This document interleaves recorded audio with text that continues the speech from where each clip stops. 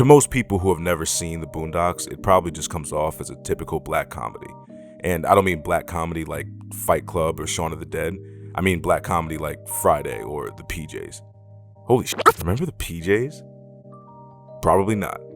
And at first glance, I don't blame anyone for thinking that all they'd get out of watching the Boondocks is some cheap jokes about black stereotypes and terrible bling rap era music blasting in the background.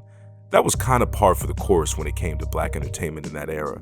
And I find that a lot of people think that race is the only factor in the Boondocks' comedy, and while I wouldn't disagree that racial humor is a large part of its jokes, there's also several other hilarious jokes and scenes that have basically nothing to do with race at all. And that's just one of the reasons I love the Boondocks so much. There is just so much more under the surface than what it originally appears to be. Like most shows, the tone, presentation, and overall quality of the Boondocks varies from season to season. Season 2 was arguably the funniest season of them all, with many of the show's most iconic memes and references coming from that season. Season 3 is a little hit and miss for me, but it also has a handful of the show's best episodes among its ranks. And Season 4 is a complete dumpster fire that should have never existed in the first place. But there's something about Season 1 that has always stood out above the others to me. I've been watching the episodes from Season 1 since they were released almost 20 years ago, and despite how many times I've seen them, I pretty much never get tired of watching them. Comedy tends to get old after a while, but when it's mixed with great storytelling and compelling character moments, it helps to keep those jokes fresh for much longer than usual. The Boondocks is one of the best examples of this that I can think of. Even though every episode in Season 1 is not directly connected, they all serve to paint a grander picture of not only the characters depicted, but the world and universe that they operate in as well. Throughout the 15 episodes of Season 1, every major character is given their moment to shine and have their personality, their worldview, their flaws, their desires, and their failures depicted in hilarious, endearing, and memorable ways. Where most comedies create characters to be cheap one-note jokes or parodies, the Boondocks manages to create satirical characters that still feel like real people. For the most part. The first episode of the Boondocks is titled The Garden Party, and it opens with the main character of the show, Huey, explaining through narration that he is not a prophet, but he sometimes has prophetic dreams. Announcement to make. Jesus was black, Ronald Reagan was the devil, and the government is lying about 9/11. Thank you for your time and good night. This opening scene serves as a perfect introduction to the show and everything that it's about. It's deceptively calm, utterly hilarious, unpredictably outrageous, and behind all of that, it's attempting to speak about forbidden truths, or at least what the writers believe are forbidden truths. If a main character is supposed to be a reflection or an embodiment of the main themes and messages of a series, then Huey Freeman is a damn near perfect main character for the Boondocks. Huey is, as he would put it, a black revolutionary freedom fighter.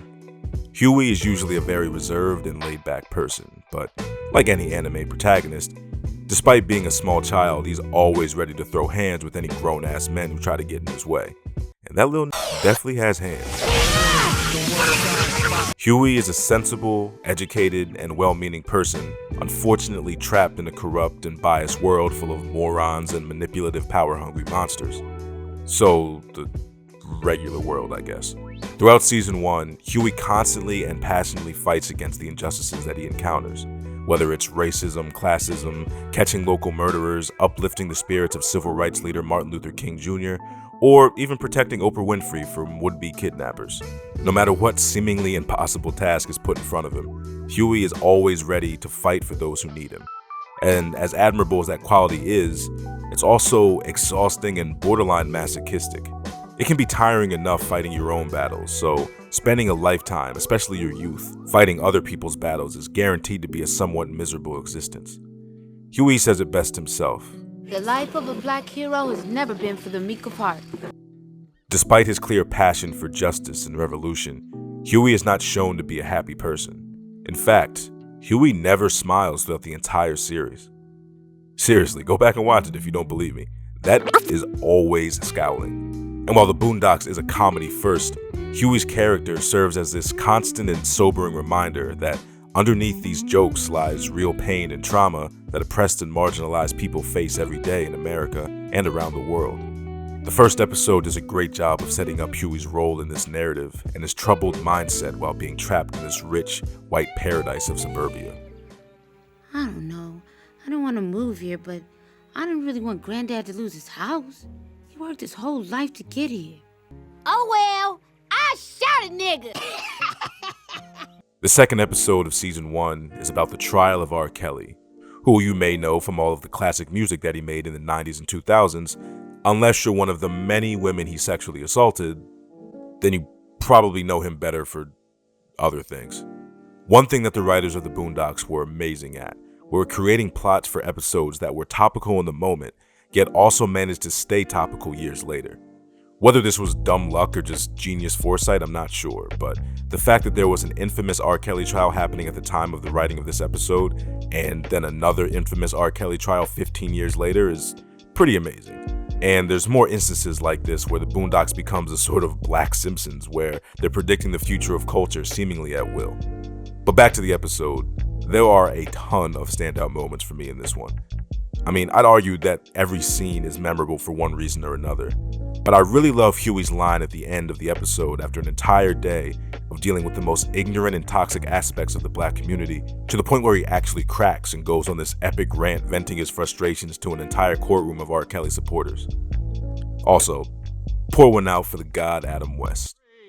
Maybe R. Kelly did urinate on this woman, but America urinated on R. Kelly.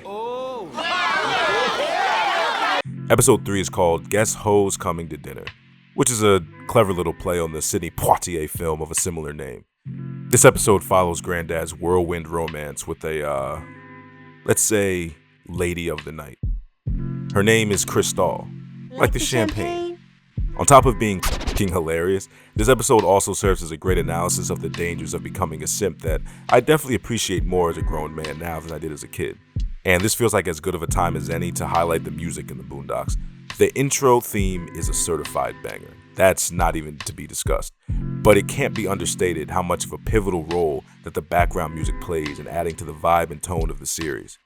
A majority of the music in Season 1 consists of these soothing, wandering, and sometimes really solemn piano compositions that add to the peaceful suburban atmosphere that the show takes place in.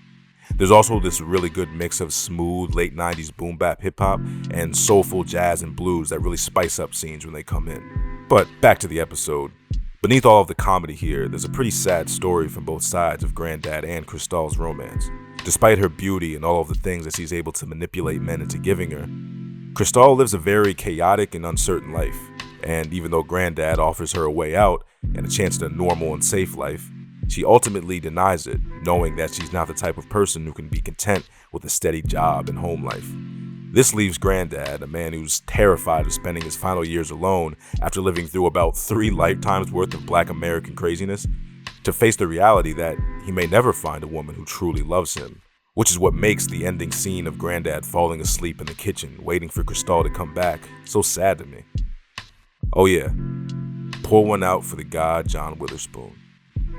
Episode 4 is another banger entitled Granddad's Fight, and wouldn't you know it, the entire episode is about Granddad fighting some old crazy blind dude.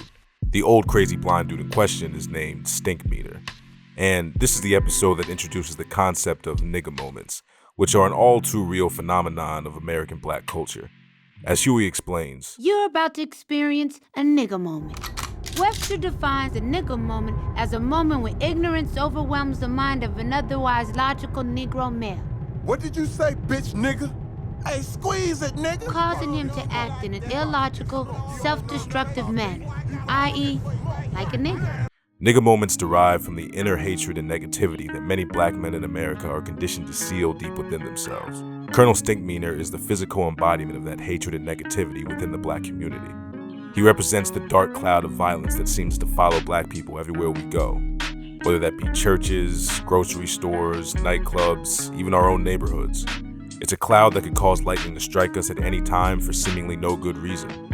There is no good reason for Stinkmeaner's actions, and there's no way to reason with him. The only thing he desires is the destruction of his enemies, and his enemies are anyone who happens to be in his way. But on a lighter note, this episode also introduces Granddad's New Shoes song, which is a melody he ends up singing several times throughout the show, and one that gets stuck in my head all the goddamn time. New shoes, boy. Nike makes some good shoes. Episode 5 might be a top 5 episode of all time, and it's called The Health Inspector. There are a million reasons why this episode is so great, but the two most important to me are the introductions of Ed Wunsler III and Jin Rummy as a duo. Possibly my favorite side characters of any show ever. These two might be the most consistently funny characters in the entire series. We gotta be tactful. Tactful? What that mean? He talking about diplomacy. I don't do diplomacy. English, motherfucker, do you speak it?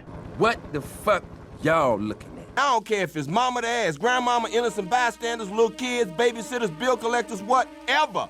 I leave his whole block filled with hot brass if I have to. And you know why? Because I just don't give a fuck. Go ahead. Name a more iconic duo. Being a little kid when I first watched this show, I didn't even realize that they were supposed to be young, gangsta-ass versions of George W. Bush and Donald Rumsfeld. But now that I know that, it makes their already hilarious hijinks even more amazing to watch, especially since they're voiced by two of the blackest actors ever in Charlie Murphy and Samuel L. Jackson. It's also another reason why the scene at the gas station is the greatest Iraq War metaphor joke that you have ever seen. Fuck this shit, whose side you on? Mine or this motherfucker who's obviously of terrorist descent? Oh yeah, pour one out for the god Charlie Murphy.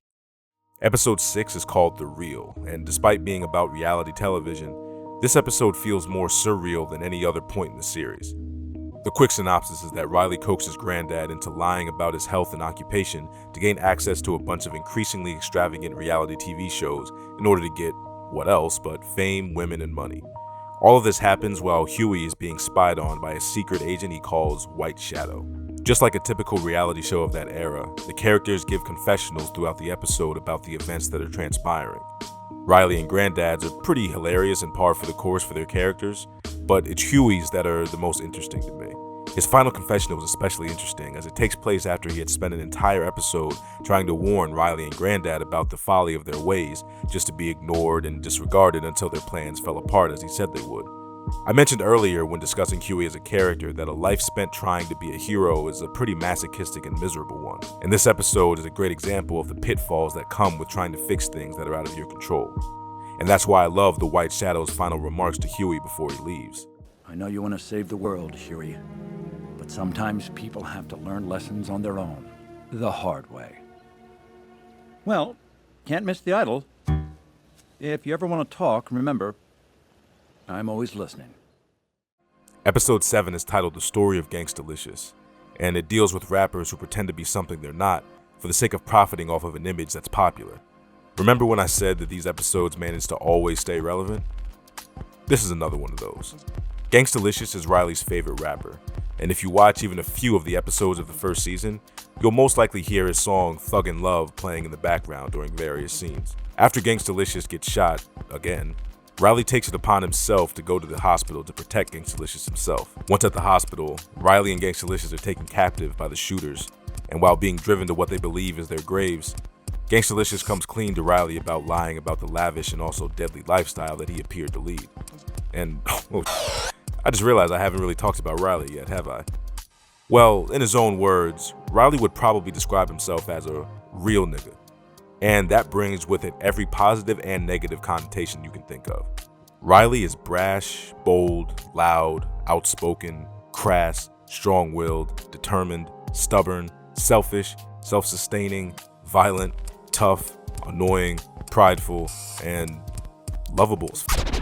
While Huey is the stoic core of the show, Riley is his wild and brazen foil.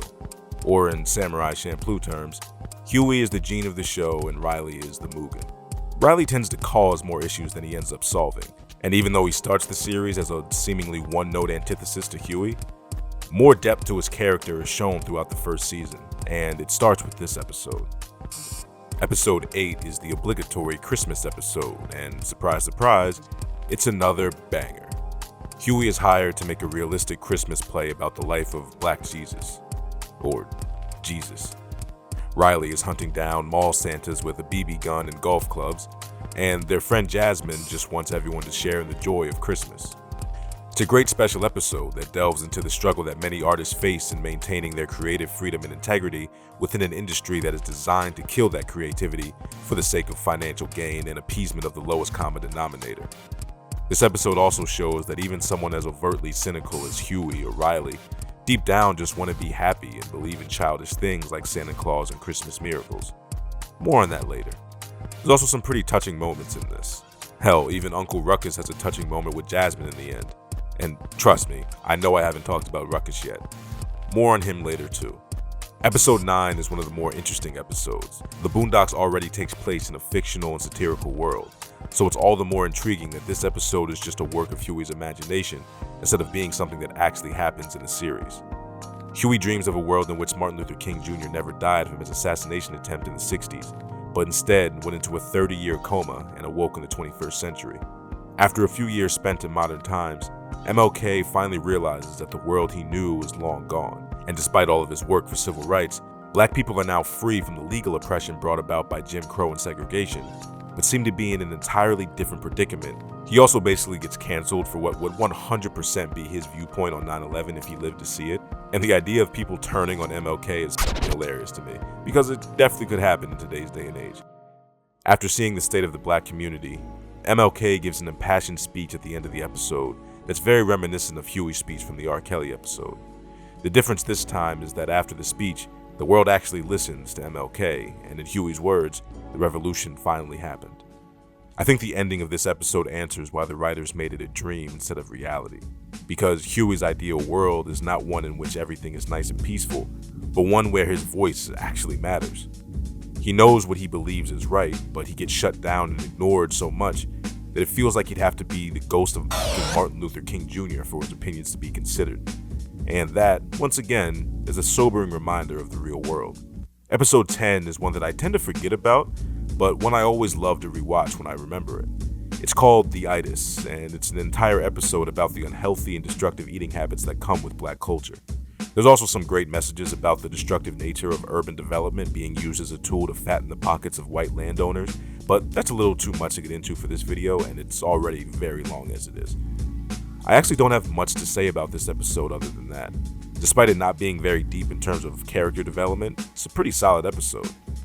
Oh, and Ed Asner as Ed Wuncler Sr. is hilarious and probably the most underrated character in the entire show. Would you like to sign our petition to get more humane treatment for immigrant workers? If you don't get that bullshit out of my face, bitch. And also, pour one out for the god Ed Asner. Damn, a lot of people who are in the show are dead now. Episode 11 is called Let's Nab Oprah, and it's a very welcomed return of Ed and Rummy as a duo. Well, Riley being with them makes him a trio, but you get my point. After a string of hilariously frustrating robbery fuck-ups, the trio decide that they need a big score to knock them out of their funk. They brilliantly decide to, you guessed it, kidnap talk show legend Oprah Winfrey when she comes to Woodcrest to shoot an episode of her show. Huey eventually catches on to this plan and tries to stop them. Besides Ed and Rummy, my favorite aspect of this episode is the brotherly dynamic shown between Huey and Riley. We finally see them fight each other both physically and mentally in this episode. Both of them are scheming against each other and trying to guess the other's next move before they make it. It's both funny and oddly heartwarming watching such an over-the-top depiction of a toxic big brother-little brother relationship. Great episode all around. Episode 12 is another one of my favorites, and it's titled Riley Was Here. In this episode, we learn that Riley is actually quite the young artist. Unfortunately for everyone in Woodcrest, he decides to show that artistic talent through putting graffiti on all of their houses. One night out, while defacing other people's property, Riley meets a white man with a big afro and a very soothing voice who is definitely not supposed to be famous white painter Bob Ross. The not Bob Ross white man helps Riley improve one of his murals, but when Riley gets caught by the cops, Granddad forces him to take art classes as a better outlet for his artistic creativity. Plot twist, Riley learns that his new art teacher is the same laid-back white man from the night he got caught by the police. After some initial reluctance on Riley's part, the art teacher eventually convinces Riley to start doing graffiti around the neighborhood again, but this time with a more mature and refined artistic style. Funny enough, after Riley does this, the people of Woodcrest are actually appreciative of the graffiti and become fans of the artist. The only problem is that no one will believe that it's Riley no matter how much he swears it was him. Even his grandfather refuses to believe that Riley has the talent to be a truly great painter. Riley is then forced to paint something that only he could paint, something so personal that it would prove to his grandfather that he was the artist all along. So, in one of my favorite moments in the entire series, Riley finds a picture of his deceased parents on their wedding day, and with the help of his art teacher, they paint a giant mural of Riley's parents on the front of Granddad's fancy new home. And when Granddad walks outside the next morning, he's brought to tears by the beautiful image that his grandson left for him. And this whole sequence is done to the tune of Today by Tom Scott and the California Dreamers, which you may not recognize at first, but give it a listen, and I'm sure you'll remember it from somewhere. My words cannot do this episode or this sequence proper justice. It's fucking amazing, and I love it more and more every time I rewatch it. Oh, and there's this whole B-story plot about Huey brainwashing himself by doing a Super Size Me-esque science experiment, but instead of eating McDonald's, Huey's just watching nothing but black television for a month, which is a joke that would become much more prominent and also problematic in later seasons. Episode 13 is yet another banger. This episode is called Wingmen, and it's an episode about Granddad and Huey's past. Granddad finds out in the beginning of the episode that his former friend from another life, named Mo, recently passed, and the funeral is being held in the family's hometown of Chicago. With the promise that there will be something for him in Mo's will, Granddad takes the boys back to Chicago with him. This also gives Huey a chance to reconnect with his hometown best friend named Cairo. When they get back to their hometown, Granddad finds out that Mo lived a very extravagant life off of falsely claiming Granddad's accomplishments. This reminds Granddad of why he cut ties with Mo in the first place. Huey, on the other hand, comes back to find that Cairo was so upset with Huey leaving Chicago for Woodcrest that he replaced Huey with another, much cornier version of Huey. Huey and Cairo end up fighting at the funeral when things come to a head, but Granddad comes to the realization that even though Mo is an asshole, he was still his closest friend, and a lifetime without him has been a lifetime of loneliness. I think we all have that one friend that we know is a piece of shit, but we still hang out with them anyway for reasons that we don't really understand. It can be easy to cut ties with that person when it's clear that they won't change, but it's also good to realize when certain petty things don't matter in the long run. They might annoy you here and there, but ultimately you're friends for a reason, and it's important to not lose sight of the joy that you bring into each other's lives. Huey, on the other hand, gets a much harsher lesson, and it's a lesson that people have tried to tell him all season. You can't save everyone, and you can't fix everything. Some people and some issues are beyond your control, and whether you're in the right or not, it doesn't really matter. Trying to make things better, sometimes, can only cause you more pain. It's a cold lesson for anyone to learn, but it's an absolutely necessary one. You got knocked the... Never mind. Episode 14 is a pretty great homage to the famous Spike Lee film Do the Right Thing. It's called The Block is Hot, and there's a running theme about the heat making people crazy throughout the entire episode. The quick rundown is this. To combat the heat wave going through Woodcrest, Huey's friend Jasmine does what many other suburban kids do during heat waves, and decides to start up a lemonade stand to make some extra money. Unfortunately for her, Ed Wuncler Sr. happens to be in the neighborhood and decides to do what predatory rich white men do best and sabotage a minority's business from the inside while making tons of money for themselves and leaving said minority destitute in the end. Even though Huey tries to warn Jasmine about what will happen as soon as she agrees to do business with Ed Wuncler, Jasmine quickly becomes blinded by the empty promises that Ed Wuncler has given her and disregards Huey's warnings as the desperate cries of a miserable person who just wants everyone else to be as miserable as he is. I should point out that when Jasmine says this to Huey, it might be the only time we see Huey genuinely frown in the series. Like, he obviously never smiles, but he also doesn't really look sad outside of this moment either. And I haven't mentioned Jasmine much in this video, but she definitely plays an interesting role in the series to me. If Riley is Huey's foil, then Jasmine is Huey's, whatever literary term means, supportive confidant. Oftentimes, when others don't believe in Huey or don't listen to Huey, Jasmine is there to listen and support him during his crazy plans or conspiracy theories. When no one showed up to or stayed awake for Huey's Christmas play, Jasmine was there, clapping and cheering for him. When no one believed Huey that the White Shadow was real, Jasmine had no doubts that he was telling the truth as soon as he mentioned it to her. And when Huey got headbutted by his former friend Cairo, Jasmine was back in Woodcrest waiting to cheer him up. There are other examples throughout Season 1 and the entire series of Jasmine being there for Huey when no one else is, even if Huey doesn't seem to want her there sometimes. And though their relationship is one of the more understated aspects of the show, it's pretty touching whenever you see glimpses of how much they actually care about each other. Which is another reason why I love the ending of this episode, when after the utter chaos that breaks out in the climax, as soon as the snow starts to fall and Jasmine gets cold, despite her trying to push him away earlier, Huey instantly hands her his scarf because she's always been there for him, and he knows that he owes it to her to be there for her.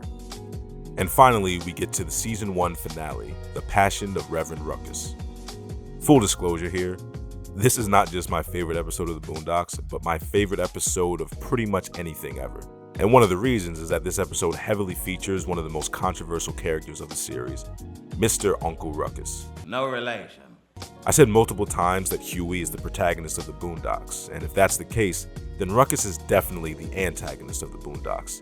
No matter where Huey, Riley, or Granddad go, no matter what they do, Ruckus is always there to verbally terrorize them with his toxic and hypocritical black white supremacist rhetoric.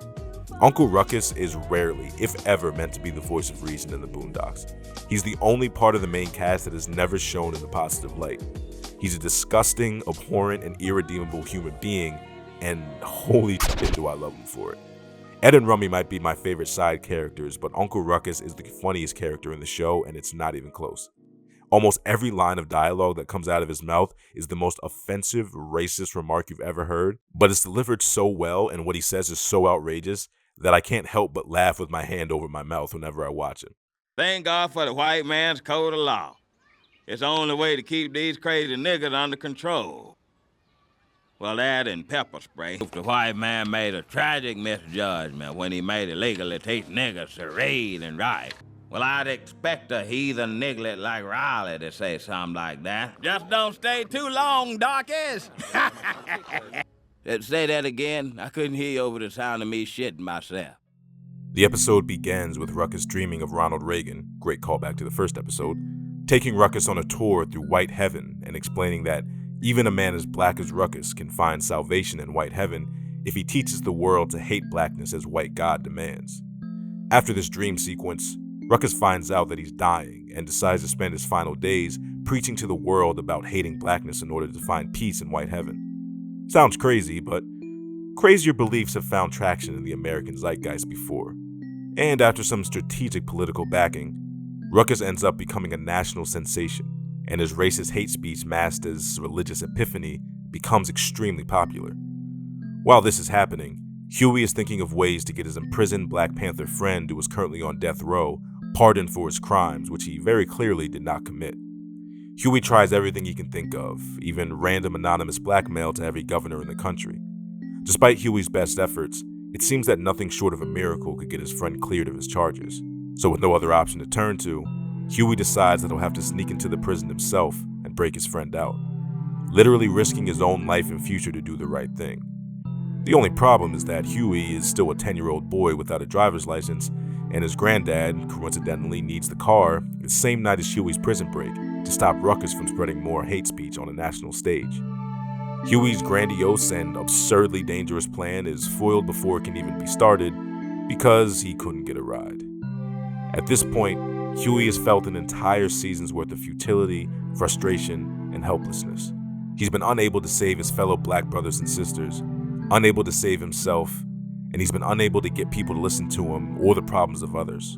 During a terrible thunderstorm that night, he sits at his usual hill above the neighborhood and reflects on his failures. And while doing this, he completely breaks down. He cries his eyes out as he realizes that there's only one thing left that he can do. He drops to his knees and he prays to a God he doesn't even believe in for help. He prays to God that just once in this twisted, biased, and fucked up world, that just once, things can turn out the right way. And just as he finishes his prayer, Ruckus cries out on stage amongst a scene of racial bedlam that he himself has created, that if he and his teachings are wrong, then let God strike him with lightning right now. The lightning strikes Ruckus directly in his tumor, clearing him of any terminal disease. The lightning strike also shuts off the electricity to the city, including the cell where Huey's friend was about to be executed in. At the same moment, an anonymous blackmail threat Huey sent to every governor reaches one of those governors' desks, and they make the call to free Huey's friend. Huey prayed for a miracle, and it finally came.